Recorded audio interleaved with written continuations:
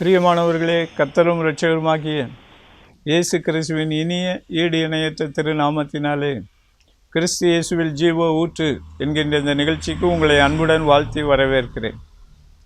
கர்த்தர் நல்லவர், அவரது கிருபை இரக்கம் என்றும் உள்ளது. இந்த நாளிலும் நம்முடைய தியானத்திற்கென்று தேவனாகிய கர்த்தருடைய ஆவியானவர் கொடுத்திருக்கிற ஒரு திருவசனம், அது அப்போஸ்தலனாகிய யோவான் எழுதின இயேசு கிறிஸ்துவின் சுவிசேஷம் 16வது அதிகாரம் 4வது திருவசனம்.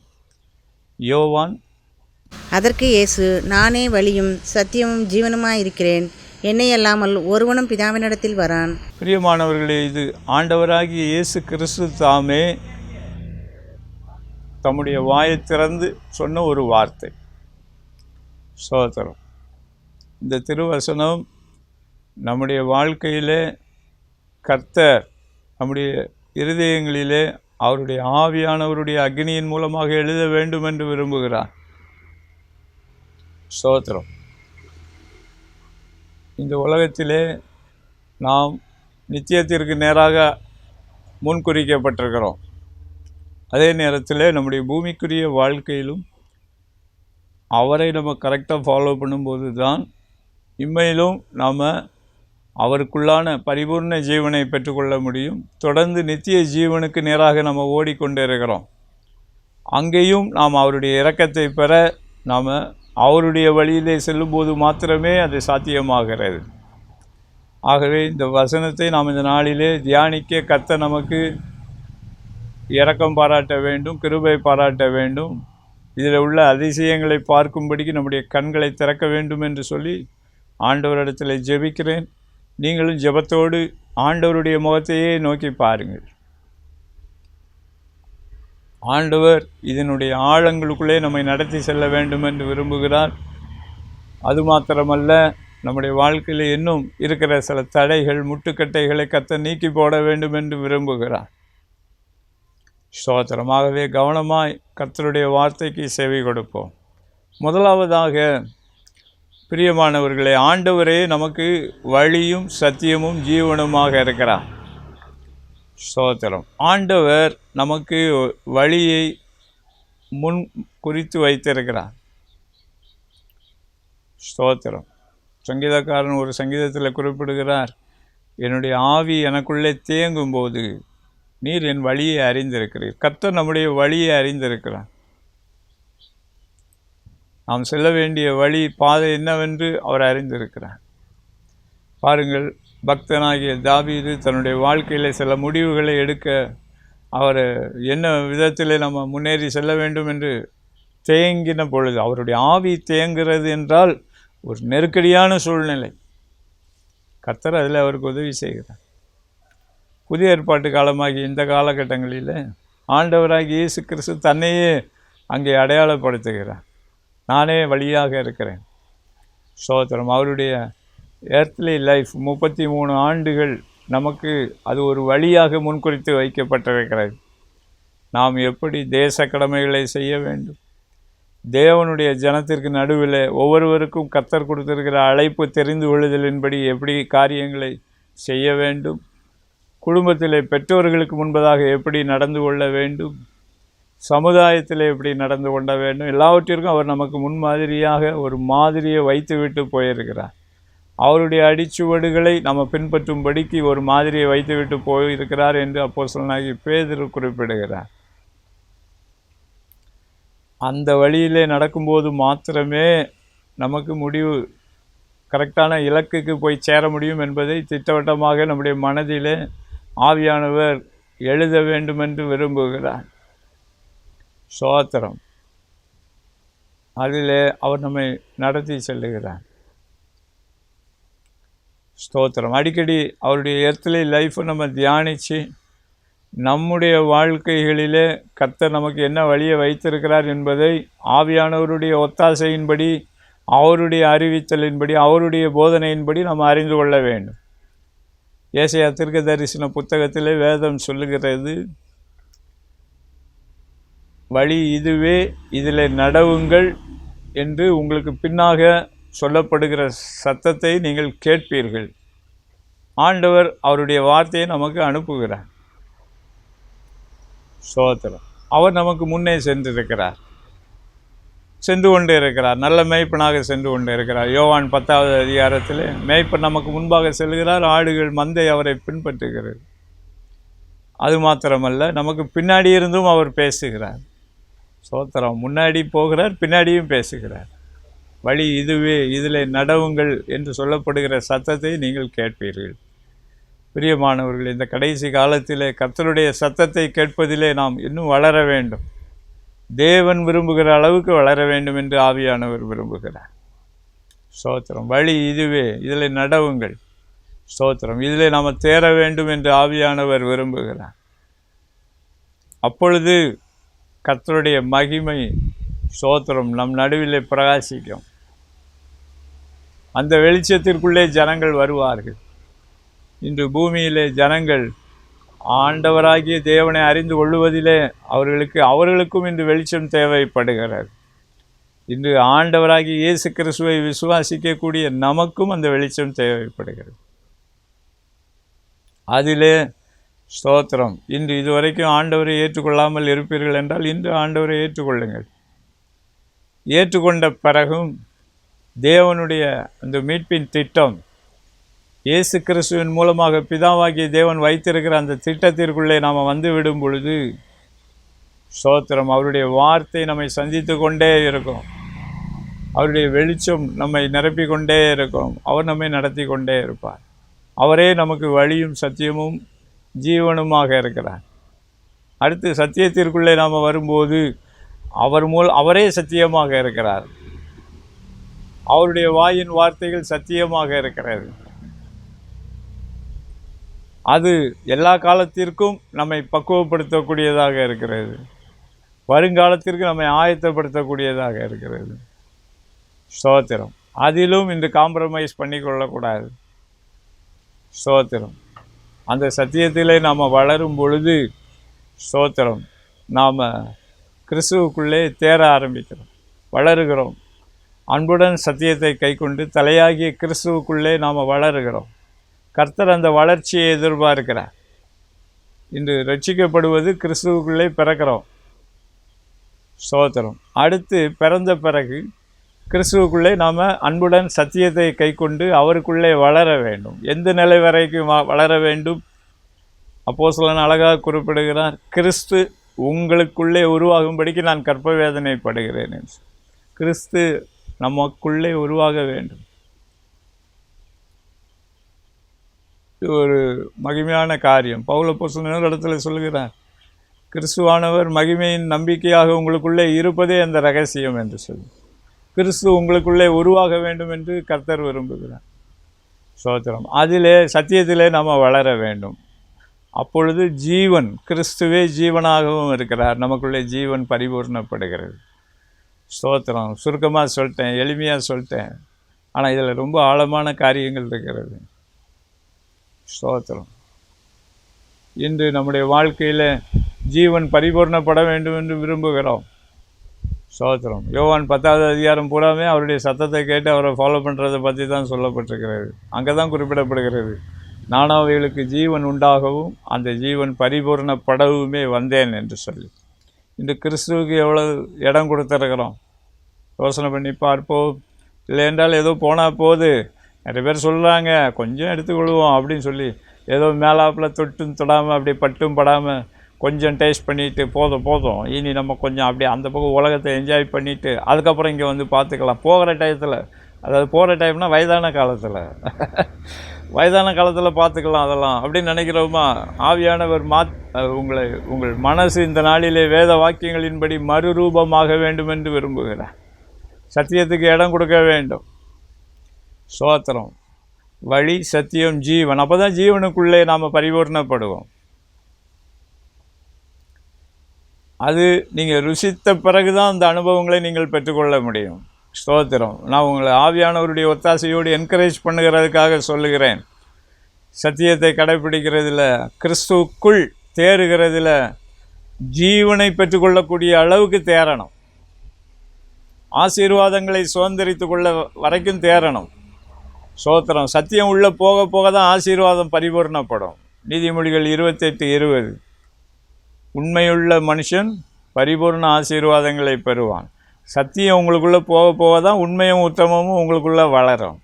அப்போ தான் பரிபூர்ண ஆசீர்வாதம். அதான் ஆசீர்வாதத்தை சுதந்திரிக்கிறதுக்கு ஆரோக்கியமான வழி.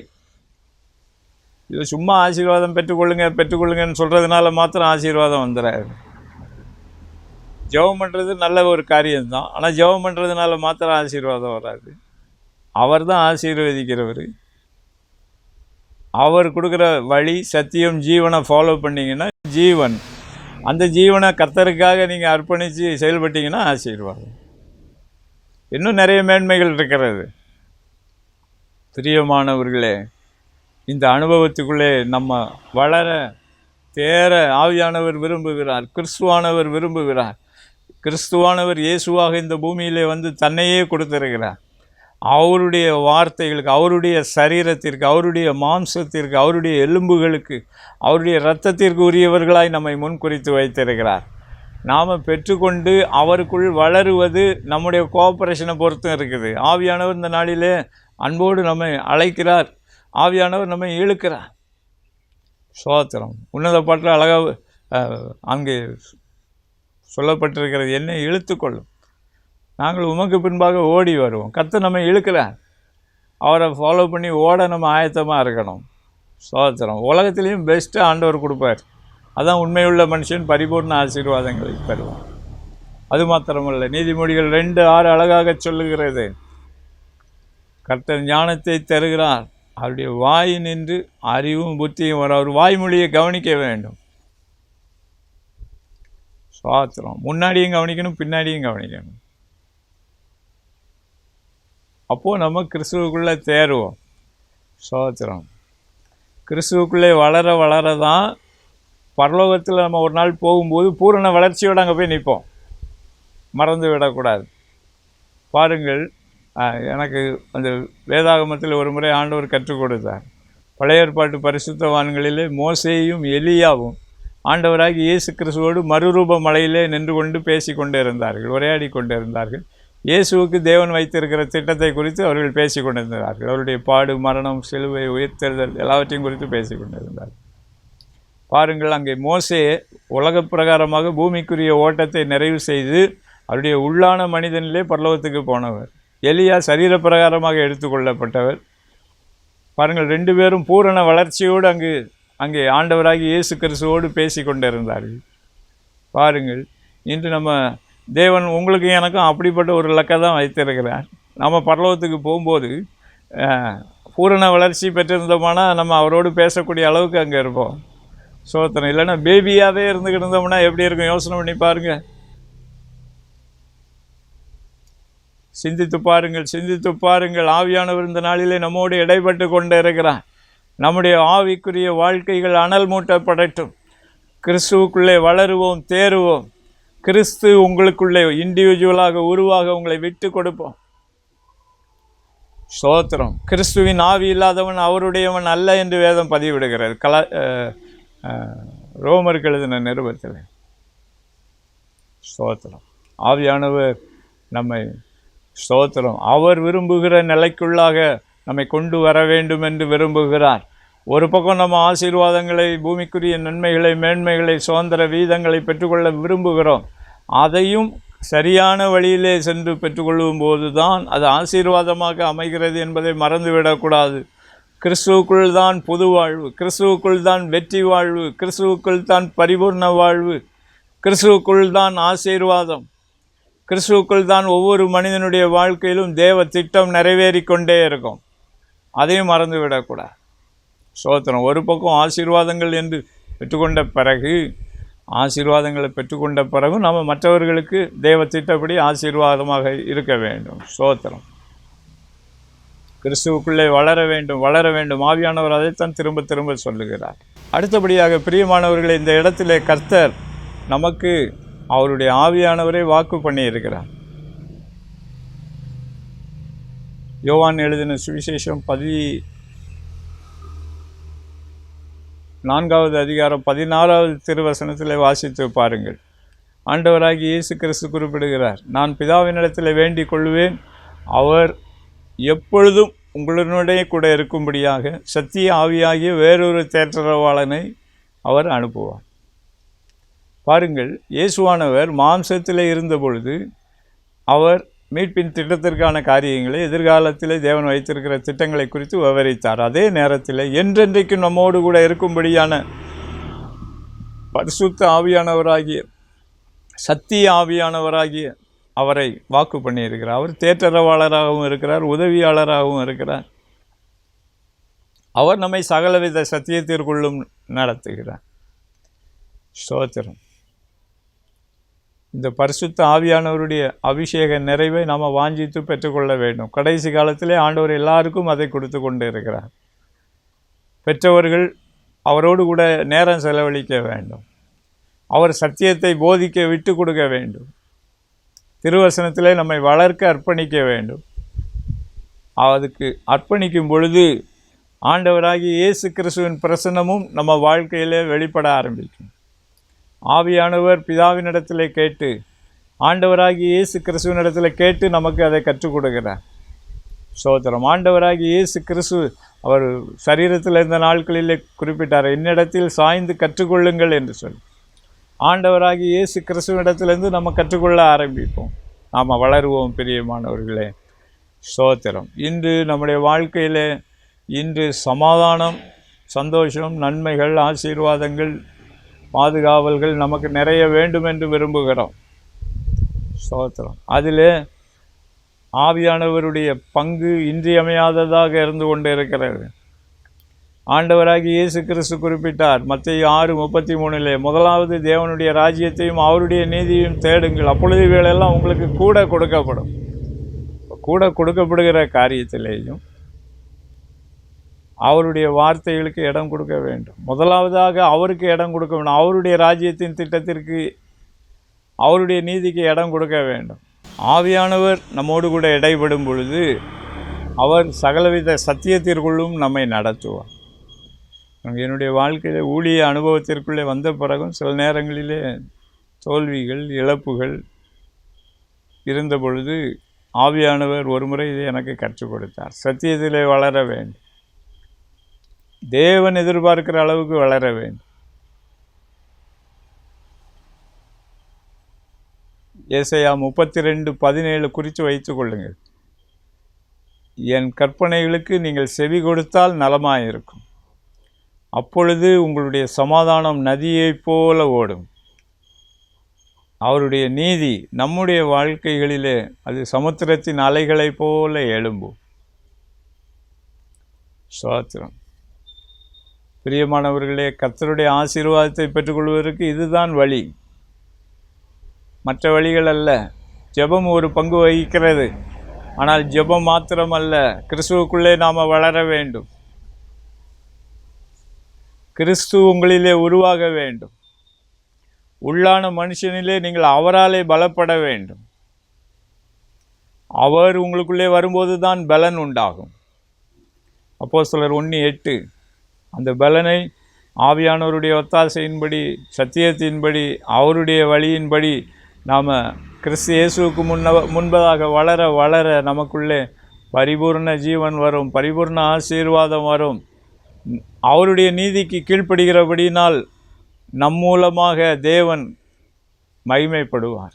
மாத்திரமல்ல, நீங்கள் இருக்கிற சபையிலே இன்னும் கர்த்தர் உங்களை வைத்திருக்கிற சுவிசேஷ ஊழியங்களிலே நீங்கள் கர்த்தருக்காக பிரகாசிக்கும் பொழுது, ஸ்தோத்திரம், உங்கள் தனிப்பட்ட வாழ்க்கையிலே கர்த்தருடைய நன்மைகள், ஆசீர்வாதம் பெருகும். கர்த்தருக்கு ஸ்தோத்திரம், தேவனுக்கே மகிமை உண்டாகட்டும். ஸ்தோத்திரம். அடுத்தபடியாக நாம் தேவனை ஆராதிக்கிற தொழுகை வாழ்க்கையிலே, அவருடைய சேவைக்கு நம்மை அர்ப்பணிக்கிறதிலே, ஜெப வாழ்க்கையிலையும் நம்ம வளர வேண்டும். ஸ்தோத்திரம். இன்று ஆசீர்வாதங்களுக்காக ஜெபிக்கும்போது தேவன் என்ன எதிர்பார்க்கிறார் என்பதிலும் நாம் வளர வேண்டும். ஸ்தோத்திரம். அதிலே வளரும்போது நாம் தேவனுடைய கரத்திலே அவருக்கு பிரியமான ஒரு பாத்திரமாக பயன்படுத்தப்படுகிறோம். நாம் இருக்கிற பட்டணத்திலே, நாம் இருக்கிற கிராமத்திலே, நாம் இருக்கிற கர்த்தருடைய சபையில், ஸ்தோத்திரம், கர்த்தர் நம்மை வைத்திருக்கிற சுவிசேஷ ஊழியங்களில், ஸ்தோத்திரம். இன்னும் இதுவரைக்கும் யாரும் ஒரு சுவிசேஷ ஊழியத்தில் கூட ஒரு ரெகுலர் மெம்பராக இல்லாமல் இருப்பீர்கள் என்றால் இன்றே உங்களை அர்ப்பணியுங்கள். நீங்கள் இருக்கிற சபையிலும் சுவிசேஷ ஊழியத்திற்கு தேவன் விரும்புகிற இடத்தை கொடுக்கும்படிக்கு கர்த்தருக்குள்ளே பிரயாசப்படுங்கள். ஸ்தோத்திரம். சபை சுவிசேஷ ஊழியத்தை செய்யும்போது தான் அது உயிரோடு இருக்கிறது என்றே அர்த்தம். ஸ்தோத்திரம். தேவன் எழுப்பியிருக்கிற சுவிசேஷ ஊழியங்களிலும் ஆவியானவருடைய வழி நடத்துதலின்படி உங்களை இணைத்து கொள்ள முன் வாருங்கள். ஆவியானவர் உங்களை சத்தியத்திற்குள்ளே நடத்துவார். அங்கேயும் கிறிஸ்துவுக்குள்ளே ஒரு ஜெயம் கொள்ளுகிற திருச்சபைகள் உருவாகும்படிக்கு செய்வார். ஸ்தோத்திரம். அதே நேரத்தில் ஜெயம் கொள்ளுகிற ஒரு தனிப்பட்ட வாழ்க்கை, ஜெயம் கொள்ளுகிற குடும்ப வாழ்க்கை, ஜெயம் கொள்ளுகிற வேலை தொழிலுக்கு அடுத்தபடியான வாழ்க்கைகளை உங்கள் எல்லைகளிலே கர்த்தரே உருவாக்குவார். ஸ்தோத்திரம். அதிலே ஆண்டவருடைய அந்த சமாதானம் உங்கள் வாழ்க்கையிலே பெருகும். அவருடைய நீதி, ஸ்தோத்திரம், அவருடைய அன்பினாலே கிருபையினாலே உங்கள் நீதியாக மாறும். அதில் நாம் வளர வேண்டும் என்று ஆவியானவர் விரும்புகிறார். கர்த்தருக்கு ஸ்தோத்திரம். பிரியமானவர்களே, இங்கே நாம் ஆண்டவரை நோக்கி கூப்பிடுகிறதிலே, அந்த பரிசுத்தராகிய தேவனை நோக்கி கூப்பிடுகிறதிலே நாம் ஜாக்கிரதையாக இருக்க வேண்டும். சங்கீதம் 132:4 அப்படி சொல்லுகிறது, பரிசுத்த ஸ்தலத்திற்கு நேராக நான் கையெடுப்பேன் என்று சொல்லி. பழைய ஏற்பாட்டு காலத்திலே ஆசரிப்பு கூடாரம் இருந்தது, பரிசுத்த ஸ்தலம் இருந்தது. புதிய ஏற்பாட்டு காலத்திலே ஆண்டவரே நமக்கு பரிசுத்த ஸ்தலமாக இருக்கிறார். ஏசாயா தீர்க்க தரிசன புத்தகம் 8வது அதிகாரம் 14வது திருவசனம் அப்படி சொல்லுகிறது, கர்த்தரே பரிசுத்த ஸ்தலமாக இருப்பார். இன்று நீங்கள் இருக்கிற வீட்டிலே கர்த்தர் பரிசுத்த ஸ்தலமாக உங்கள் எல்லைகளிலே வெளிப்படுவார். நீங்கள் போகிற கர்த்தருடைய சபையிலே அவர் பரிசுத்த ஸ்தலமாக வெளிப்படுவார். உங்களுக்கு வருகிற உபத்திரவங்கள், நெருக்கடிகள், போராட்டங்களிலே நீங்கள் அவரை நோக்கி கையெடுக்க பழக வேண்டும். ஆம், கைகளை உயர்த்தி அவரை ஆராதித்து தொழுது கொள்ள வேண்டும். அவருடைய சேவைக்கென்று அர்ப்பணிக்க வேண்டும். உங்களுக்கு உபத்திரவங்கள் வரும்போது அவரை நோக்கி பார்த்து அவரை நோக்கி கையெடுக்க பழக வேண்டும். இன்று பரிசுத்தத்தின் தரநிலைகள், ஸ்தோத்திரம், சில இடங்களிலே புறக்கணிக்கப்படுகிறது, சில இடங்களிலே கண்டும் காணாமல் விடப்படுகிறது. சில நேரங்களிலே பிசாசு மேலே பழி போட்டுவிட்டு, ஸ்தோத்திரம், அவரவர்கள் தங்களுக்குரிய சொகுசு வாழ்க்கையிலே திருப்தி அடைந்து விடுகிறார்கள். எனக்கன்பான தேவனுடைய ஜனமே, ஆண்டவர் அவருக்கு பிரியமான ஒரு ஜெயம் கொள்ளுகிற சந்ததியாக உங்களையும் என்னையும் எழுப்ப வேண்டும் என்று விரும்புகிறார். ஸ்தோத்திரம். அவருடைய வழியை புரிந்து கொள்ள வேண்டும், அவருடைய சத்தியத்தை புரிந்து கொள்ள வேண்டும். அதிலே நம்மை வளர ஒப்பு கொடுக்கும்போது கிறிஸ்து உங்களுக்குள்ளே உருவாகுவார். உங்கள் வாழ்க்கையிலே பரிபூர்ண ஜீவன் வரும், பரிபூர்ண ஆசீர்வாதங்கள் வரும். அதிலே வருகிற சவால்களிலும் நீங்கள் ஆண்டவரை நோக்கி கையெடுக்க பழக வேண்டும், நோக்கி கூப்பிட பழக வேண்டும். கடைசி காலத்தில் இது மிகவும் அவசியம். இன்று ஸ்தோத்திரம், அதை குறித்த போதனை நமக்கு அவசியமாக இருக்கிறது. ஸ்தோத்திரம். இந்த மப்பும் மந்தாரமும் இக்கட்டுமான சூழ்நிலையில், ஸ்தோத்திரம், பாருங்கள், இந்த மேய்ப்பர்கள் ஆடுகளை மேய்க்கும்போது மப்பும் மந்தாரமான சூழ்நிலைகளிலே அவைகள் வழி விலகி போவதற்கான வாய்ப்புகள் உண்டு, இலக்கை தவறுவிடுவதற்கான வாய்ப்புகள் உண்டு. அங்கே பள்ளங்களிலே, குழிகளிலே, கன்னிகளிகளுக்குள்ளே மாட்டக்கூடிய அபாயங்கள் உண்டு. பிரியமானவர்கள், ஆண்டவராகிய இயேசு கிறிஸ்து அதுக்காகத்தான் தானே பரிசுத்த ஸ்தலமாக இந்த பூமியில் இறங்கி வந்தார். இன்றும் நாம் அவரை உண்மையாய் ஆராதிக்கும் போது, உண்மையாய் தேடும்போது அவர் நம்மோடு கூட இருப்பார். நம்முடைய கண்ணீரை துடைப்பார், சஞ்சலங்களை நீக்குவார், திக்கற்ற சூழ்நிலைகளை மாற்றுவார். வழி இதுவே, இதில் நடவுங்கள் என்று நம்மை உற்சாகப்படுத்துவார். ஸ்தோத்திரம். சில இடங்களில் அடிபட்டாலும் நமக்கு காயங்கட்டுவார். ஸ்தோத்திரம். முறிவுகளை குணமாக்குவார், ஊன்ற கட்டுவார், பிரகாசிக்க வைப்பார். நம் கண்களை மூடி ஆண்டவரை நோக்கி பார்ப்போமா? ஸ்தோத்திரம். இருக்கிற இடங்களில் ஒரு ஜெப நிலைக்கு வாருங்கள். ஆண்டவருடைய நாமத்தை சொல்லி கூப்பிடுங்கள். ஸ்தோத்திரம். ஆவியானவர் சொல்லுகிறார், உங்கள் வாழ்க்கை ஒரு அர்த்தமுள்ள வாழ்க்கையாக இருக்க வேண்டும். ஸ்தோத்திரம். இன்று பூமிக்குரிய நன்மைகள், ஆசீர்வாதங்களிலே தேவ திட்டப்படி அவருடைய வழியிலே, அவருடைய சத்தியத்திலே, அவருடைய ஜீவனுக்குள்ளே பரிபூர்ணம் அடைந்து அதை பெற்றுக்கொள்ள வேண்டும். ஆண்டவர் அதற்கு உதவி செய்து கொண்டே இருக்கிறார், கிருபை கொடுத்து கொண்டே இருக்கிறார். ஸ்தோத்திரம். அது மாத்திரமல்ல, அவர் நமக்கு சகாயம் செய்கிறார், உதவி செய்கிறார்.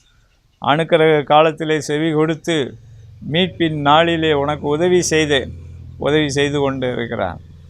ஸ்தோத்திரம். அதில் ஸ்தோத்திரம். பூமிக்குரிய வாஞ்சையில் கர்த்தருடைய வழி நடத்துதலை விட்டு விலகி போயிருக்கிறதாக ஆவியானவர் ஒரு சிலருக்கு உணர்த்துகிறார்.